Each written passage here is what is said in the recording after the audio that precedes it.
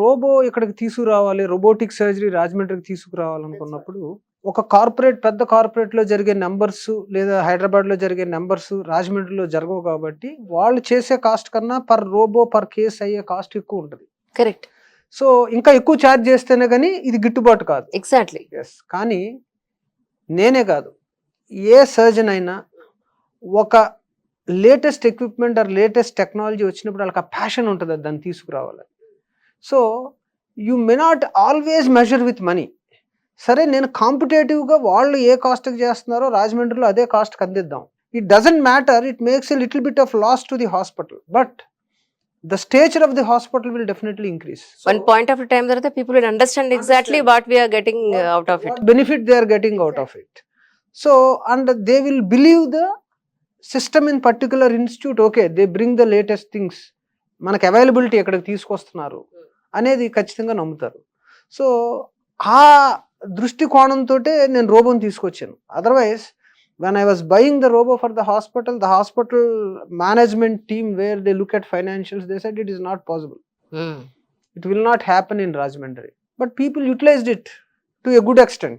So it is not that big, but aa dhairyan cheyali, aa passion undali, and everything cannot be measured with money itself. Robo కూడా మళ్ళీ servicings ఇవన్నీ ఉంటాయండి. ఉంటాయండి. Robo costs about 5 to 6 crores and every year they take an AMC of 45 lakhs. And along with robo, దానికి ప్రత్యేకంగా రోబోతో నువ్వు operation చేస్తున్నావు కాబట్టి వాడవలసిన డిస్పోజబుల్స్ కాస్ట్ ఒక 40,000 రూపీస్ అవుతుంది. So it should definitely cost more than నేను రెగ్యులర్గా చేసే దాంతో కన్నా ఖరీదు కొంత ఎక్కువ అవుతుంది. ఎందుకంటే రోబో యొక్క ఇన్స్టాల్మెంట్స్ పే చేయాలి, ఆ పేషెంట్కి ఖచ్చితంగా వాడవలసిన డిస్పోజబుల్స్ వాడాలి. So it cost a bit more. True. So but ఆ quality it delivers is definitely much superior. ఖచ్చితంగా అంత సుపీరియర్గా ఉంటుంది. ఎందుకంటే my own mother, I operated one side non robotic, other side I operated robotic.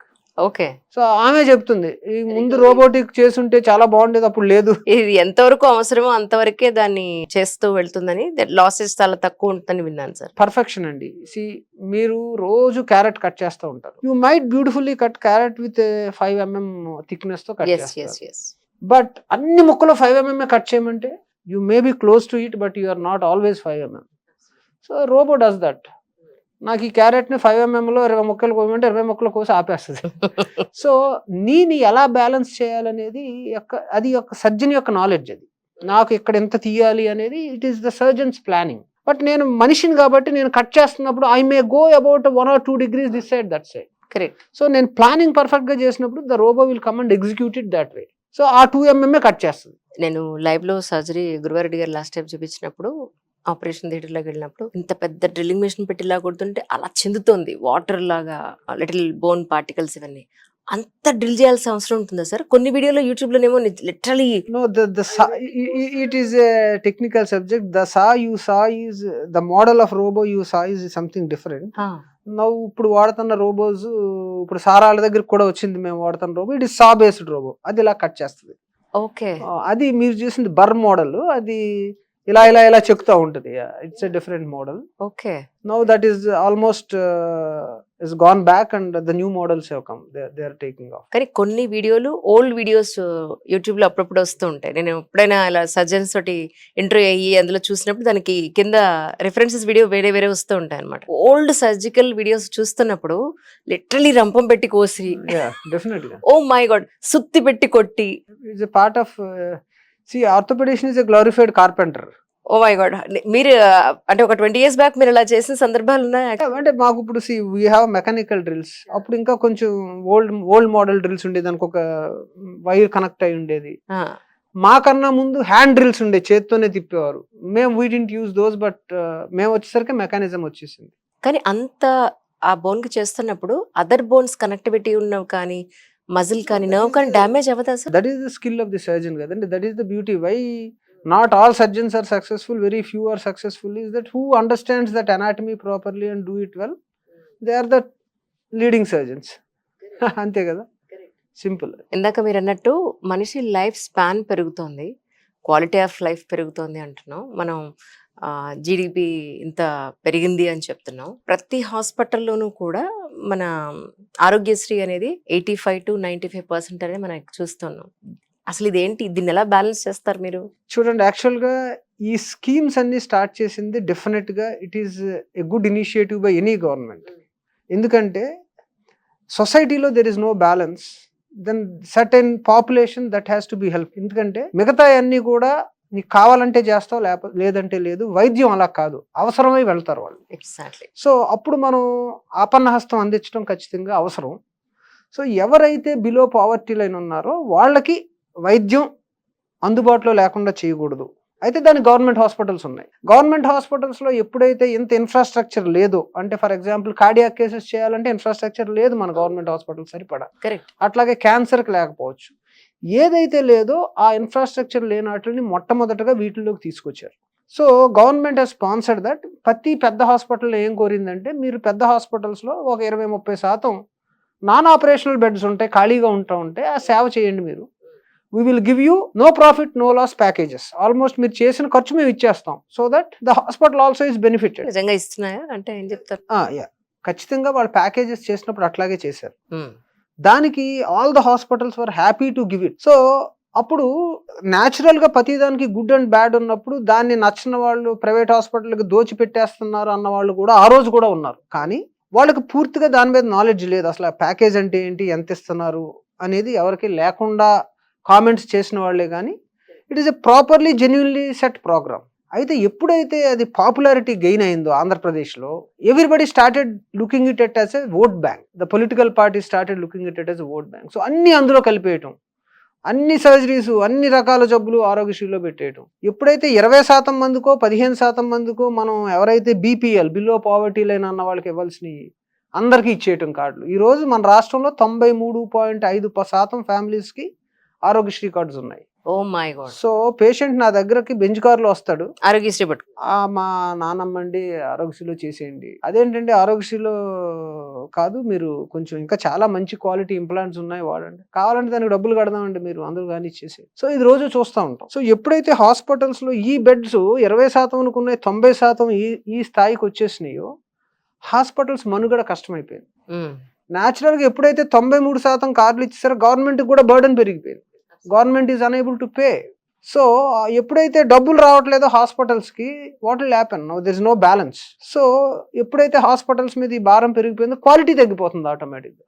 90% మందికి నువ్వు no profit no loss basis కింద ఏ ఆర్గనైజేషన్ చేయలేదు. So then naturally you're corner to do something. So this is what is happening. This somebody has to break this scenario. Simply misusing and each and everything. మన laws ఎలా అయితే misuse అవుతూ ఉన్నాయో ఇవి కూడా అలాగే. This is unfortunate situation, but this should be really taken care. దాన్ని balance చేయాలి. కొంతమంది ఇప్పుడు జనం ఎవరో కూడా, నేను చాలా క్లోజ్ గా ఆరోగ్యశ్రీ పేషెంట్స్ తో వర్క్ చేస్తాను.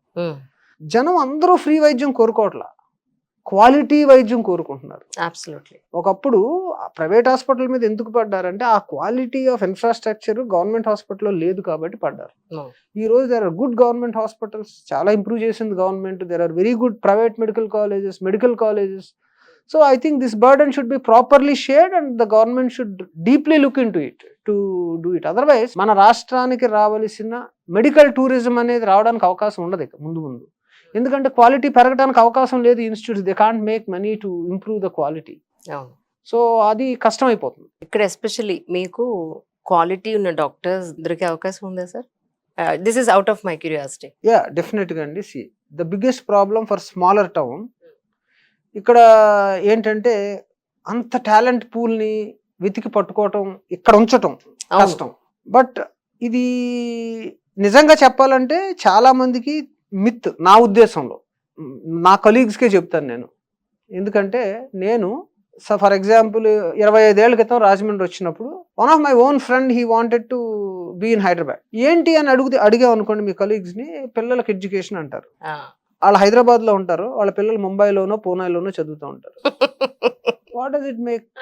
రాజమండ్రిలో ఉంచి కూడా పూనాలో చదవచ్చు, పాలకొల్లులో ఉండి పూనా వెళ్ళి చదవచ్చు. So if you are a good surgeon and you want volume, అంటే వర్క్ చేయాలనే తపన ఉంటే it is better come to these places. It is not about lifestyle. Absolutely. So talent pool కొంచెం డిఫికల్ట్ అండి, ఇక్కడ తీసుకురావడం చాలా కష్టం. ఇప్పుడు మాకు వేరే స్పెషాలిటీస్లో డాక్టర్స్ కావాల్సినప్పుడు మేము ఇచ్చేదానికి రాజమండ్రికి ఎయిర్ కనెక్టివిటీ ఉంది, మంచి ఇంటర్నేషనల్ స్కూల్స్ ఉన్నాయి, అవి పంపిస్తున్నాం వాళ్ళకి. నిజానికి కూడా ఎయిర్పోర్ట్ కి దగ్గరే, పెద్ద దూరం ఏం కాదు. దూరమేం కాదు. కంపారిటివ్లీ హైదరాబాద్ తో కంపేర్ చేసుకుంటే 1 hour పైగా పడుతుంది. International schools in the city, ఇవన్నీ చెప్పవలసి వస్తుంది to bring the talent here. So it's difficult. And ఇంకో వన్ మోర్ థింగ్ నేను I need to add on this sir, ఏంటంటే అక్కడ పొద్దు నుంచి లేస్తే సాయంత్రం వరకు ఆ రణగొణ ధ్వనుల మధ్య, లేదంటే అంత బిజీ లైఫ్, ఇది వద్దు, కాస్త స్లో డౌన్ అయ్యి ప్రశాంతంగా బతుకుదాం అనేది కూడా ఒక కొంత థాట్ ప్రాసెస్ అయితే స్టార్ట్ అయింది. Sure, but probably it is for people like you and me who have crossed some age. The younger generation wants after 6 life much better than what we are thinking about. Probably అదే reason అయి ఉండాలి. It's very difficult అండి మాకు ఇక్కడికి talent pool తీసుకురావడం. We're feeling really hard. It's very very difficult and we have to convince people. Orthopaedics లో వస్తారు ఎందుకంటే they want to get trained under me, so they can get good this thing. But మిగతా departments లో on par నాకులాగా ఉన్న వాళ్ళని తీసుకురావాలి ఇక్కడ, it's very difficult. Correct correct. జనరల్గా సొసైటీలో ఒకటి ఉంది ఏంటంటే, ఒక్కొక్క హాస్పిటల్కి వెళితే, ఒక్కొక్క డాక్టర్ దగ్గరికి వెళితే ఒక్కొక్క బ్రాండ్ని వాళ్ళు ప్రమోట్ చేస్తారు. వీళ్ళు ఇదే కంపెనీ మెడిసిన్స్ ఇస్తారు, వీళ్ళు ఇదే కంపెనీ మెడిసిన్స్ ఇస్తారు అనేది. ఇలా ఎందుకు జరుగుతుంది యాక్చువల్గా? అంటే నిజానికి క్వాలిటీ అనేది పర్టికులర్ కొన్ని బ్రాండ్స్లోనే ఉంటుందనే ఉద్దేశం. మీరు దీనికి వెరీ హానెస్ట్ క్వశ్చన్. మీరు 10 మంది డాక్టర్లను అడిగి ఈ మందే ఎందుకు వాడుతున్నావు నువ్వు అంటే 80% of them may not have a real answer. Correct.